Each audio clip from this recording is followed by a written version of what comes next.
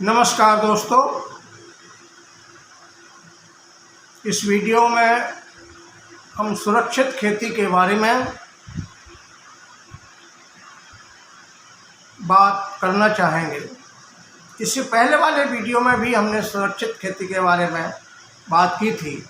इस प्रकार से ये दूसरा भाग है सुरक्षित खेती के संबंध में अपने विचार विमर्श करने का।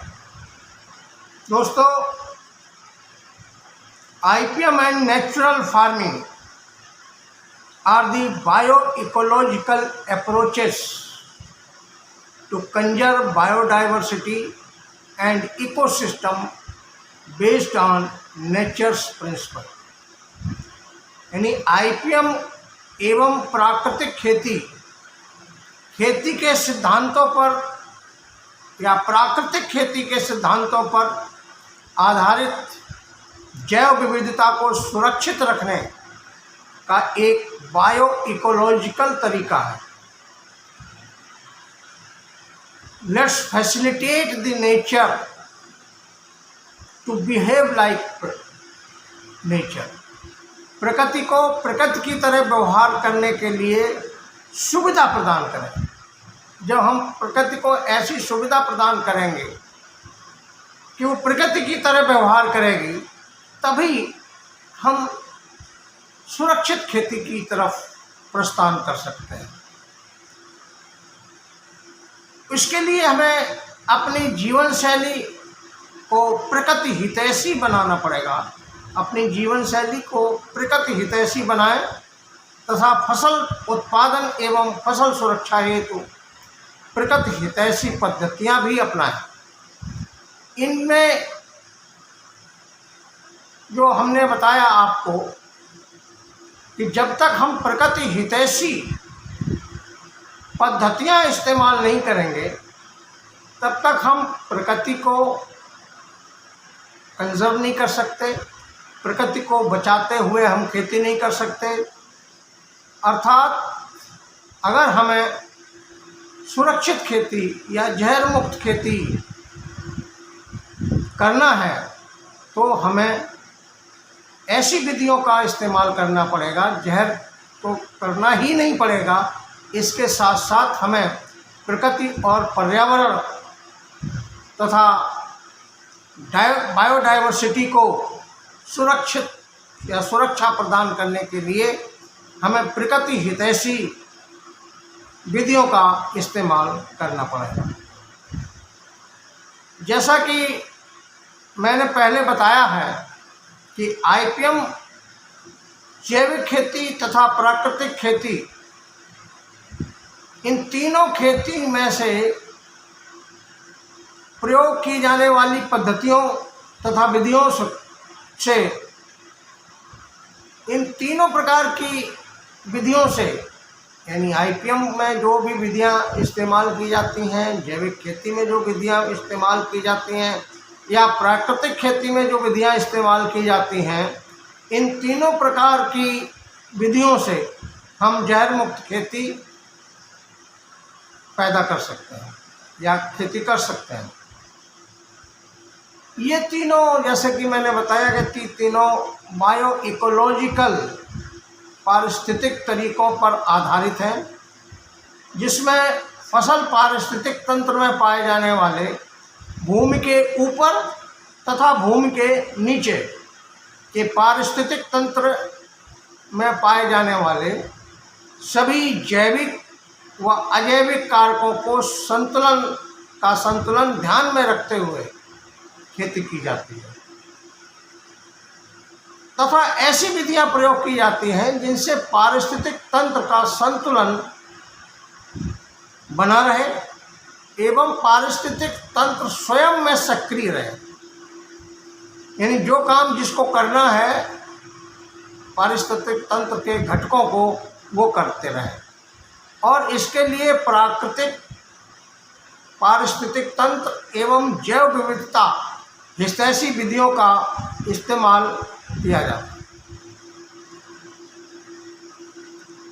रसायन मुक्त खेती करने के लिए कुछ सुझाव इस प्रकार से हैं, जैसे कि पहला सुझाव है कि मिट्टी को बलवान बनाएं, खेत की मिट्टी की उर्वरा शक्ति को बढ़ाएं, खेत की मिट्टी में पाए जाने वाले माइक्रो ऑर्गेनिजम्स और माइक्रो न्यूट्रिएंट्स, ऑर्गेनिक कार्बन तथा ह्यूमस की मात्रा को ऑर्गेनिक तरीके से बढ़ाना चाहिए, जिसकी वजह से मिट्टी में उर्वरा शक्ति बढ़ती है।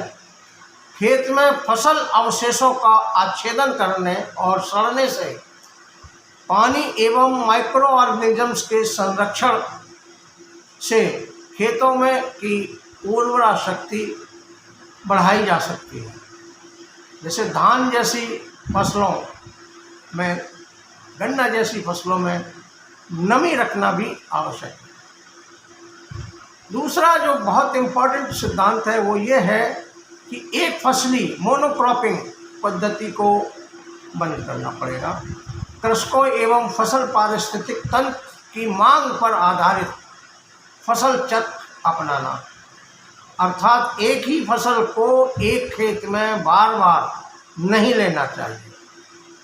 एक फसल को लगभग 3 साल बाद उस खेत में लेना चाहिए। जमीन को खाली ना रखें, खेत में कोई ना कोई फसल अवश्य रखें, जिससे बायोडायवर्सिटी या जैव विविधता कायम रहे। अंतर फसली अथवा सहफसली खेती की प्रणाली को बढ़ावा देने, एक से अधिक मुख्य फसल के साथ साथ दूसरी खेती या फसलों को भी लगाएं, जैसे गाजर के साथ प्याज, ज्वार के साथ लोबिया, गेहूं के साथ चना, सरसों, अरहर आदि तरह की लगाएं। बायोडायवर्सिटी को बढ़ाना और उसका संरक्षण करना, अर्थात मुख्य फसल के साथ साथ अन्य पौधे जैसे करौंदे की बेल है, सूरजमुखी, गेंदा, धनिया आदि लगाएं, जिससे मित्र कीट वापस आ जाएंगे। यह कार्य पारिस्थितिक अभियांत्रिकी या इकोलॉजिकल इंजीनियरिंग के द्वारा किया जा सकता है। मुख्य फसल के साथ साथ बॉर्डर और इंटर क्रॉप के रूप में कीड़ों को आकर्षित करने वाली फसल जैसे गेंदा, सूरजमुखी, सरसों, धनिया एवं कुछ पेड़ अथवा वृक्ष तथा लताओं को भी लगाएं। अपनी बनाई हुई खाद का प्रयोग किया जाए, जैसे गोबर की खाद है, हरी खाद है, पशुओं के मल मूत्र और मेगनियों से बनी हुई खाद का प्रयोग किया जाए। कतार से कतार की दूरी और पौधे से पौधे के बीच का अंतर रखना आवश्यक है, जिससे सूरज की रोशनी पौधे को मिलती रहे और उनके बढ़ने के लिए पर्याप्त जगह मिलती रहे, जिससे पौधे स्वस्थ हों। खेती के साथ साथ पशुपालन को भी बढ़ावा दिया जाए, इससे कृषकों की आमदनी बढ़ेगी। जिससे कृषकों की आमदनी बढ़ेगी तथा उनसे प्राप्त गोबर से खाद बनेगी। गोबर गैस भी बना सकते हैं। लाभदायक जीवों जैसे अर्थवर्म्स, मधुमक्खी, विभिन्न प्रकार की मकड़ियाँ एवं लाभदायक ततैया की संख्या को बढ़ावा दिया जाए। केंचुआ का खेतों में संरक्षण से प्राकृतिक जल संरक्षण या प्राकृतिक वाटर हार्वेस्टिंग सिस्टम कायम हो सकता है और वर्षा जल का संचयन या संरक्षण भी हो सकता है। प्रकृति की व्यवस्था स्थानीय संसाधनों एवं समस्याओं को ध्यान में रखते हुए पारिस्थितिक तंत्र तथा जैव विविधता को संरक्षित रखते हुए देसी बीज, देसी प्रजातियां, देसी गाय, देसी मेथड, घरों में बनाए गए देसी गाय के गोबर तथा मूत्र से बनाए गए देसी इनपुट के द्वारा सुरक्षित खेती की जा सकती है। अति आवश्यकता एवं अंतिम उपाय के रूप में 1500 ppm के ऊपर वाला नीम ऑयल 5-7 ml प्रति लीटर के हिसाब से पानी में डालते हुए प्रति एकड़ के हिसाब से पानी में डालते हुए विभिन्न प्रकार स्प्रे करने से विभिन्न प्रकार के हानिकारक कीड़ों की रोकथाम की जा सकती है। जानवरों के गोबर से बने हुए उपले, जानवरों के गोबर से बने हुए उपलों की राख को ऊपर से बुरकाव या डस्टिंग करने से सकिंग पेस्ट की प्रॉब्लम खत्म होती है, ऐसा देखा गया। और कई लोग सड़ी हुई मट्ठा, छाछ आदि का प्रयोग करते हैं, मगर हमारे विचार से इन सब का एक बार नेशनल लेवल पर ट्रायल करके और सभी रिसर्च ऑर्गेनाइजेशन से इस सब चीज़ों की संस्तुति जरूर ले ली जाए। डॉक्टर सुभाष पालेकर के द्वारा बताई गई प्राकृतिक खेती मॉडल में सुझाए गए इनपुट्स जैसे जीवामृत, घन जीवामृत, खरपतवार कीटनाशक, माइक्रोन्यूट्रिएंट्स के सलूशन का प्रयोग किया जा सकता है। इसको आईपीएम में भी इंक्लूड किया जा सकता है, क्योंकि इसमें कोई भी केमिकल नहीं होता है। इसके साथ साथ फसलों के अवशेषों का खेतों में ही आच्छादन करने से, मल्चिंग करने से भूमि की उर्वरा शक्ति बढ़ती है, भूमि में ह्यूमस बढ़ता है, जिससे उर्वरा शक्ति बढ़ जाती है। प्राकृतिक खेती देसी गाय, देसी बीज तथा देसी पद्धतियों पर आधारित होती है।